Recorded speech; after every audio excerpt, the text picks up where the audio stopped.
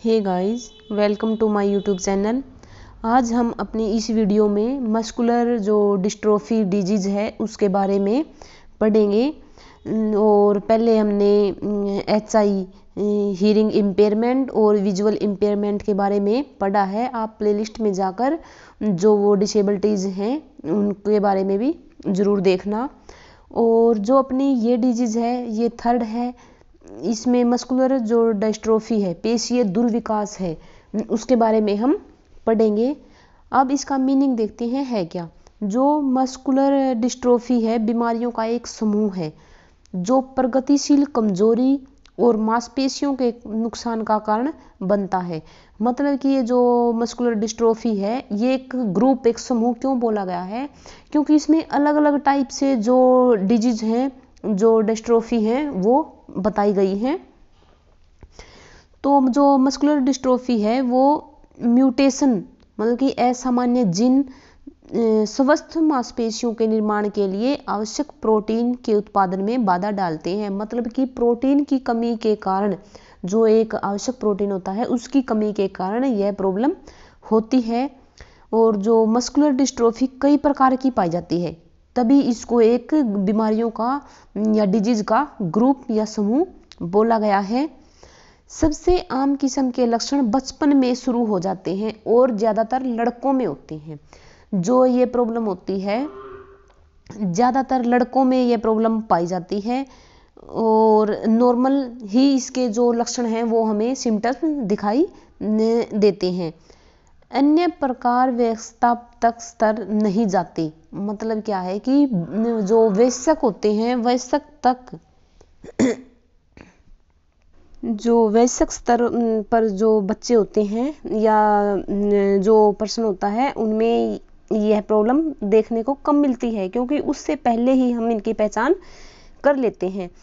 Muscular dystrophy का कोई इलाज नहीं है, लेकिन दवाएं और उपचार लक्षणों को प्रतिबंधित करने और रोग बढ़ने की जो गति है उसको धीमा कर सकते हैं। कहने का मतलब ये है कि यह प्रोटीन की कमी से होता है और बहुत सारी इसमें बीमारियां पाई जाती हैं, लेकिन इसका कोई इलाज नहीं है। फिर भी कुछ ट्रीटमेंट के थ्रू हम इनको कंट्रोल कर सकते हैं।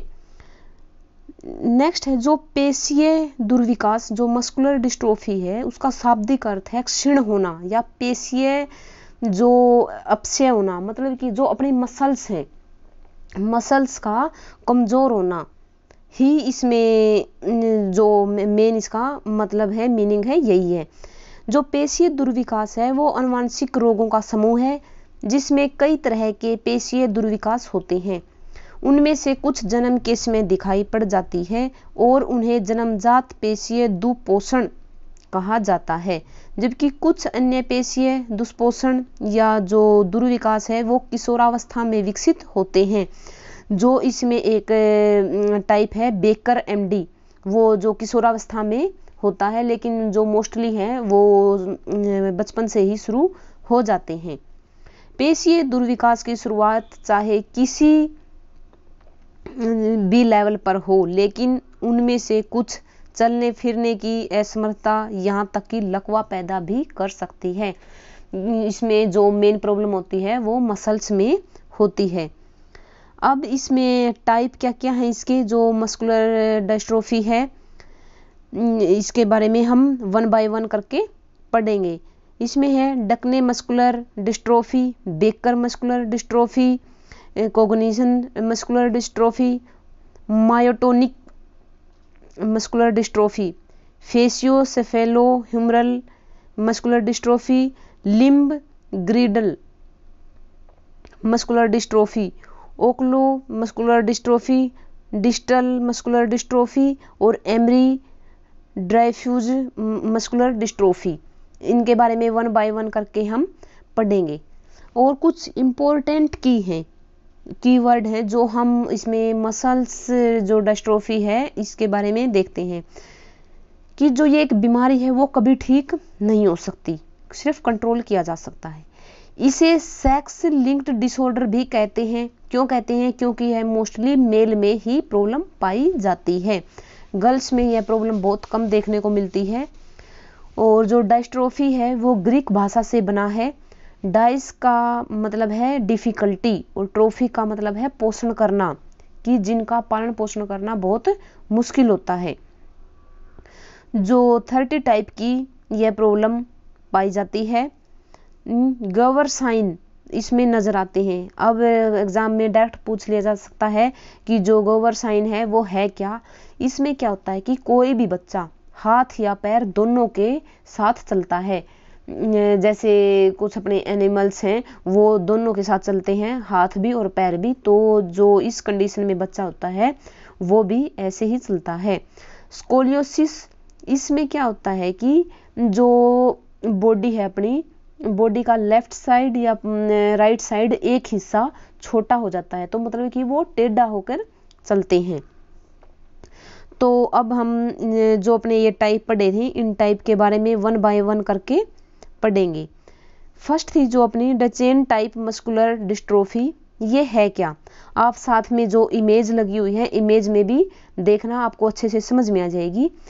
जो यह प्रॉब्लम है यह सबसे आम है। हालांकि लड़कियां मामूली रूप से प्रभावित हो सकती हैं, लेकिन ज़्यादा चांस होते हैं मोस्टली यह बॉयज में ही पाई जाती है। संकेत और लक्षण जो आमतौर पर बचपन में दिखाई देते हैं, उनमें क्या क्या हो सकते हैं, आप इमेज के थ्रू भी देख सकते हैं। जैसे बार बार गिरना, कि जो एक बच्चा है वो चलते चलते गिर जाता है। इमेज में सब दिया हुआ है, आप इसको अच्छे से देखना। बार बार इसमें गिरना होता है।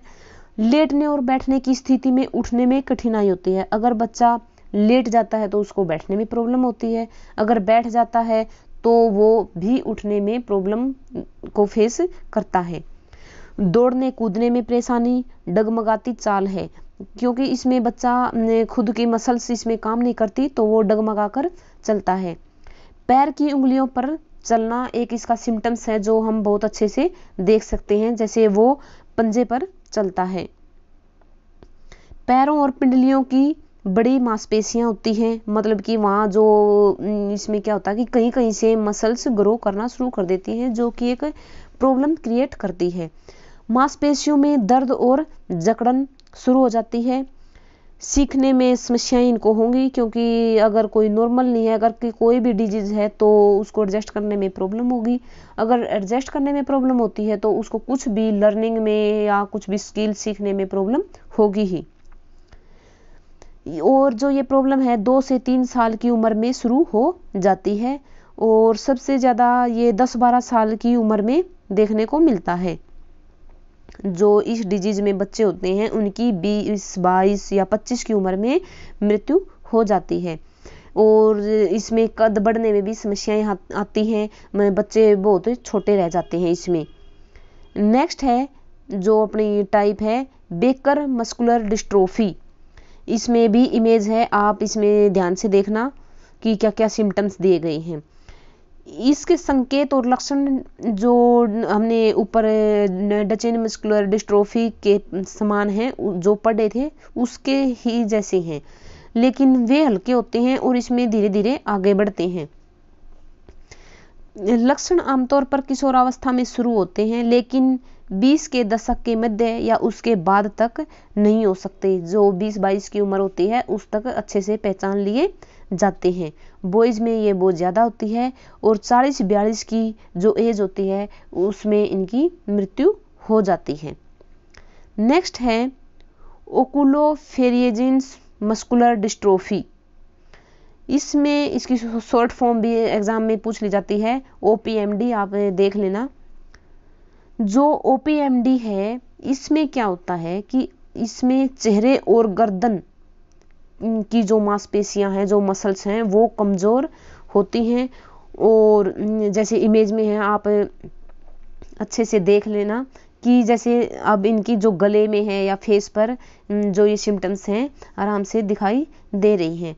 तो इसमें क्या क्या सिम्टम्स हैं, और झुकी हुई पलकें होंगी, इनकी जो आई साइट होगी, नज़रों की समस्याएं होंगी, निगलने में परेशानी होगी, क्योंकि गले में यह मोस्टली प्रॉब्लम होती है। आवाज़ परिवर्तन होगा, क्योंकि जो एडम एप्पल है जो अपना इसमें गले में ही जो साउंड प्रोसीजर होता है वो प्रॉब्लम भी यहाँ क्रिएट होगी। हृदय की इसमें समस्याएं होंगी, चलने में कठिनाई होगी।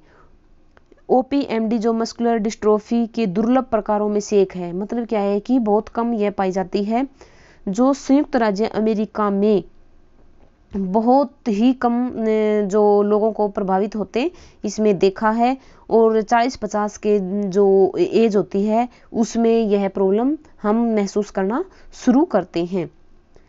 डिस्टल मस्कुलर डिस्ट्रोफी, इसमें क्या है कि जो डिस्टल मस्कुलर डिस्ट्रोफी को डिस्टल मायोपैथी भी कहा जाता है, यह 6 से अधिक बीमारियों का एक समूह है जो कंधों और कूल्हों से दूर की मांसपेशियों को प्रभावित करता है। मतलब क्या है, यह सेंटर से बाहर की ओर जो अपनी मसल्स हैं उनको इफेक्ट करता है। जैसे आप इमेज में देखो कि जैसे हाथ हैं, हाथ की जो अपने लास्ट पॉइंट है उन पर, पैरों पर भी जो पंजे हैं, एड़ी हैं, वहाँ पर ज़्यादा इफेक्टिव पार्ट दिखाई देते हैं। तो अगर भुजाओं में, हाथ में, पिंडलियों, पैर, इसमें मेल फीमेल दोनों में होता है, और सेंटर से दूर के हिस्सों में यह होता है। यह स्थिति आपके श्वसन तंत्र और हृदय की मांसपेशियों को भी प्रभावित कर सकती है। लक्षण धीरे धीरे आगे बढ़ते हैं। इसमें ठीक मोटर कौशल का नुकसान और चलने में कठिनाई शामिल होती है। अधिकांश लोग 40 से 60 वर्ष की आयु में इस प्रॉब्लम को फेस करते हैं। नेक्स्ट है मायोटोनिक। अब ये जो डिजीज है, यह संकुचन के बाद मांसपेशियों को आराम करने में असमर्थता की विशेषता है। मस्कुलर डिस्ट्रोफी का यह रूप डिस्ट्रोफिया मायोटोनिका के नाम से भी जाना जाता है। अन्य प्रकार की मस्कुलर डिस्ट्रोफी वाले लोग मायोटोनिया का अनुभव नहीं करते, लेकिन यह अन्य मांसपेशी रोगों का एक लक्षण है। इसमें जो कुछ सिम्टम्स हैं वो यहाँ बताए गए हैं, और आप इस जो सिम्टम्स हैं इस इमेज के थ्रू भी देख सकते हैं, जो आपको अच्छे से समझ में आ जाएंगे। चेहरे की जो मसल्स हैं या गला है वो ज़्यादा इफेक्टिव पार्ट होते हैं। CNS सेंट्रल नर्वस सिस्टम, केंद्रीय तंत्रिका तंत्र है, वो भी इफेक्टिव होता है। हृदय है जो इसमें मेनली हार्ट इफेक्टिव पार्ट होता है। थायराइड है, आइज है, वो जो सिम्टम्स यहाँ पे दिखाई देते हैं। लक्षण सबसे पहले चेहरे और गर्दन में दिखाई देते हैं, वे सम्मिलित हैं। चेहरे में जो मांसपेशियां मसल्स का है वो गिरना, मतलब कि स्किन बिल्कुल ढीली ढीली हो जाती है। एक पतली और खिंची हुई नज़र इसमें देखने को हमें मिलती है। कमजोर गर्दन की मांसपेशियों के कारण गर्दन को उठाने में कठिनाई होती है। जो मेन सेंटर पॉइंट बताए गए हैं जैसे फेस और गर्दन, इसमें उनको गर्दन उठाने में प्रॉब्लम क्यों होगी, क्योंकि मसल्स तो वहीं से कमजोर होनी है। निगलने में कठिनाई इनको होगी। लटकी हुई पलकें, खोपड़ी के सामने के एक क्षेत्र में जल्दी जो गंजापन होता है, मोतियाबिंद या खराब दृष्टि होती है, वजन का घटना होगा इसमें। यह डिस्ट्रोफी प्रकार नपुंसकता का कारण भी हो सकता है। दूसरों में यह अनियमित बांझपन का कारण भी, अगर यह गर्ल्स में या जो फीमेल हैं उनमें अगर ये प्रॉब्लम होती है तो उनसे बांझपन भी होती है। मायोटोनिक जो डिस्ट्रोफी का निदान वयस्कों में उनके 20 के दशक में होने की सबसे अधिक संभावना है। मतलब कि उनकी जो पहचान है, जब हम ये सिम्टम्स देखते हैं जो 18-20 की जो एज होती है उसमें दिखाई देते हैं। लक्षणों की गंभीरता बहुत भिन्न हो सकती है। कुछ लोग हल्के लक्षणों का अनुभव करते हैं, जबकि अन्य में संभावित ये जो खतरनाक लक्षण दिखाई देते हैं, जिनमें हृदय और फेफड़े सबसे ज़्यादा इफेक्टिव होते हैं। इस स्थिति के कई लोग लंबा जीवन जी लेते हैं। अगर उनका ट्रीटमेंट अच्छे से होता है तो इसमें यह प्रॉब्लम कंट्रोल की जा सकती है। नेक्स्ट है FSHD, फेसियोस्कैपुलोहुमरल। इसमें क्या है कि जो मसल्स की जो कमजोरी है वो आमतौर पर फेस, कूल्हे और कंधों से शुरू होती है। जब बाहें ऊपर उठती हैं तो कंधे के जो ब्लेड हैं पंखों की तरह चिपक जाते हैं। मतलब क्या है, वो मसल्स काम नहीं कर पाती। शुरुआत आमतौर पर किशोरावस्था में होती है, लेकिन बचपन में या 50 साल की उम्र में शुरू हो सकती है। इसमें सोते समय आंखें आधी खुली रहती हैं और यह प्रॉब्लम बॉयज में ज़्यादा देखने को मिलती है। नेक्स्ट है जो जन्मजात होती है कोग्निशन, जो कोग्निशनल होती है, इसमें यह जो लड़के और लड़कियों दोनों में यह प्रभावित होती है और जन्म के समय या 2 साल की उम्र से पहले यह दिखाई पड़ती है। कुछ रूप धीरे धीरे आगे बढ़ते हैं और केवल हल्की विकलांगता का कारण बनते हैं, जबकि अन्य तेजी से प्रगति करते हैं और हानि का कारण बनते हैं। जो जन्मजात मस्कुलर डिस्ट्रोफी है यह अक्सर जन्म और 2 साल के बीच में स्पष्ट रूप से दिखाई देती है। यह तब होता है जब माता पिता यह नोटिस करना शुरू करते हैं कि उनके बच्चे के मोटर कार्य, मतलब कि जो उनके हाथ पैर हैं वो अच्छे से काम नहीं कर रहे। इसके जो लक्षण हैं वो भी अलग से दिखाई देते हैं, जैसे मसल्स तो कमजोर होंगी, खराब मोटर स्किल होती हैं, जो उनकी मोटर स्किल है वो कंट्रोल नहीं हो पाती, वो डेवलप भी नहीं हो पाती। बिना सहारे के बैठने और खड़े होने में इनको प्रॉब्लम होती है। जैसे इमेज में आप देख रहे हो कि एक बच्चा मतलब कि बिस्तर पर पड़ा रहता है, इसमें कोई भी जो डिसेबल्ड पर्सन होता है। स्कोलियोसिस इसमें जो प्रॉब्लम होती है, पैर की विकृति, मतलब कि पैरों का भी अच्छे से जो ग्रोथ इसमें नहीं हो पाती। निगलने में समस्याएं होती हैं, श्वसन संबंधी समस्याएं, नज़रों की समस्याएं, भाषण जो कम्युनिकेशन होती है वो भी प्रॉब्लम होती है इसमें। सीखने में अंतर, मतलब कि इनकी जो लर्निंग स्किल होती है वो भी बिल्कुल डेवलप नहीं हो पाती। लक्षण हल्के से लेकर गंभीर तक होते हैं। इस प्रकार से मस्कुलर डिस्ट्रोफी वाले व्यक्ति का जीवन भी उनके लक्षणों के आधार पर भिन्न होता है। जो जन्मजात मस्कुलर डिस्ट्रोफी वाले लोग हैं वो शिशुअवस्था में ही गुजर जाते हैं और जबकि अन्य वयस्क होने तक जीवित रहते हैं, क्योंकि यह प्रॉब्लम बिल्कुल छोटे लेवल पर बच्चों में होती है, इनका लाइफ टाइम ज़्यादा नहीं होता।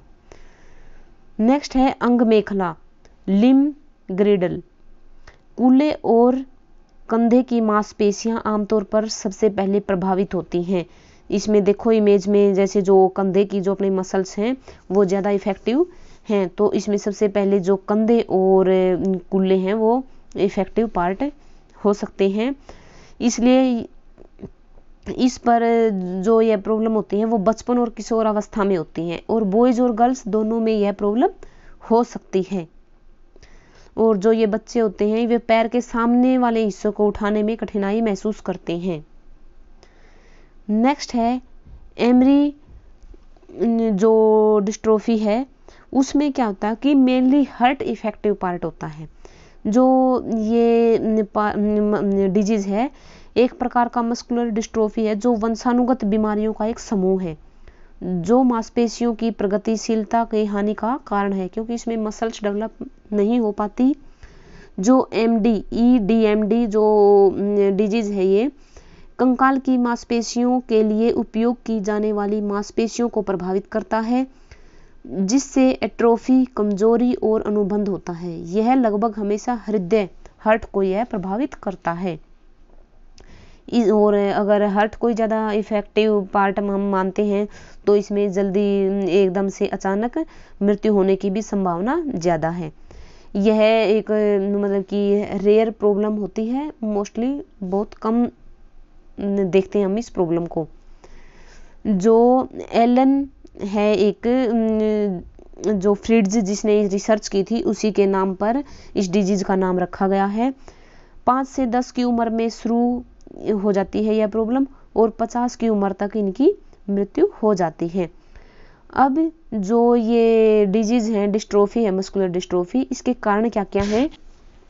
सबसे मेन कारण क्या है कि यह जो जीन के कारण यह होता है कि इसमें जो प्रॉब्लम होगी एक जो जनरेशन से दूसरे जनरेशन में यह जाती है तो प्रॉब्लम देखने को मिलती है।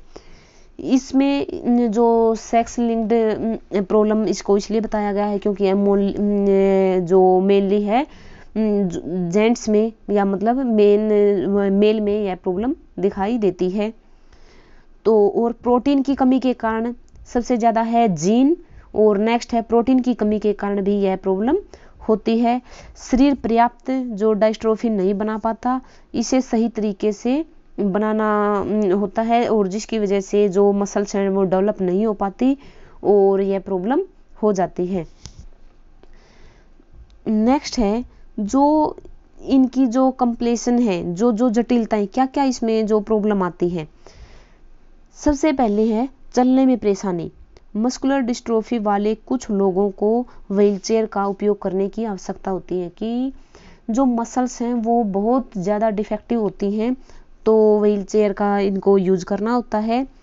हथियारों का उपयोग करने में परेशानी, मतलब क्या है, जो स्किल्स हैं, जो इनकी मोटर स्किल है वो डेवलप नहीं हो पाती क्योंकि इनके हाथ और पैर अच्छे से काम नहीं कर पाते। नेक्स्ट है जोड़ों के आसपास की मांसपेशियों का टेढ़ा होना। इसमें जो सबसे पहले हैं जो जॉइंट होते हैं वहाँ पर ज़्यादा प्रॉब्लम देखने को मिलती है। सांस लेने में तकलीफ, जो जैसे जैसे इन बच्चों में या जो इफेक्टिव पर्सन हैं यह प्रॉब्लम होती है कि उनको सांस लेने में ज़्यादा प्रॉब्लम फेस करनी पड़ती है। मस्कुलर डिस्ट्रोफी से पीड़ित लोगों को एक जो वेंटिलेटर यूज करने की आवश्यकता पड़ती है रात में, शुरू में तो रात में, लेकिन धीरे धीरे जब यह स्टेज बढ़ती जाती है तो दिन में भी यह प्रॉब्लम इनको होती है और जो वेंटिलेटर है वो यूज करना पड़ता है दिन और रात दोनों में। नेक्स्ट है घुमावदार रीढ़। कमजोर मांसपेशियां रीढ़ को सीधा करने में, जो अपनी रीढ़ की हड्डी है वो उनको सीधा नहीं रख पाते, तो यह प्रॉब्लम भी देखने को मिलती है। जो हार्ट की प्रॉब्लम है, हार्ट बहुत कम काम करता है, जिसमें मृत्यु होने की, मौत होने की ज़्यादा संभावना होती है। निगलने में समस्या, यदि निगलने में जो जुड़ी जो मांसपेशियां हैं वो इफेक्टिव हैं तो उनको निगलने में, खाना खाने में बहुत ज़्यादा प्रॉब्लम होती है। तो इसके लिए जो एक फीडिंग ट्यूब है वो हम इसमें यूज कर सकते हैं। अब इनकी पहचान कैसे करेंगे? पहचान करने के बाद फिर उनका जो ट्रीटमेंट है, हम ट्रीटमेंट के बारे में पढ़ेंगे। तो इसकी डायग्नोस कैसे किया जाएगा, इसकी निदान कैसे शुरू होगी। डॉक्टर एक चिकित्सा इतिहास या शारीरिक परीक्षण से यह शुरू करता है, मतलब कि उसकी केस हिस्ट्री देखेगा, जो उसके प्री मेडिकल टेस्ट हैं उनके बारे में देखेगा और डॉक्टर जो अपना ट्रीटमेंट शुरू करता है। एंजाइम टेस्ट करेगा। सबसे पहले जो मांसपेशियां हैं उनके क्रिएटिन जो एंजाइम छोड़ती हैं उनमें से उनको लेकर एक टेस्ट करेगा। उसी के आधार पर एक जो डॉक्टर है वो डिफाइन करता है कि बच्चे को कौन सी जो मस्कुलर डिस्ट्रोफी हुई है। नेक्स्ट है जो जेनेटिक टेस्टिंग है, जीनों की भी, जो जीन होते हैं उनका भी जो टेस्ट किया जाता है और उसी बेस पर डॉक्टर एक्सप्लेन कर पाता है। इसमें है मसल्स बायोप्सी। इसमें क्या, जो अपने मसल्स का एक टुकड़ा काटकर एक लैब में टेस्ट किया जाता है, उसके जो टिश्यूज हैं, ऊतक हैं, उनके आधार पर एक डॉक्टर है जो मसल्स डिस्ट्रोफी की जो टाइप है उसको बताता है कि बच्चे को कौन सी प्रॉब्लम है। फेफड़े की जो निगरानी है, जो लंग्स टेस्ट किए जाते हैं।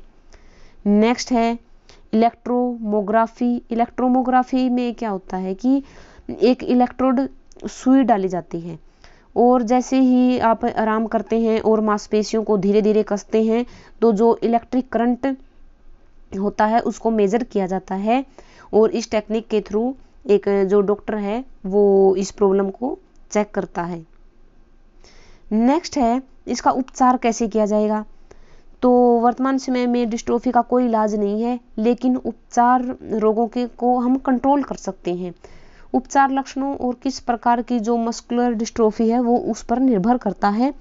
कुछ इसमें मेडिसिन हैं, हम उन मेडिसिन को यूज करके इसको कंट्रोल कर सकते हैं।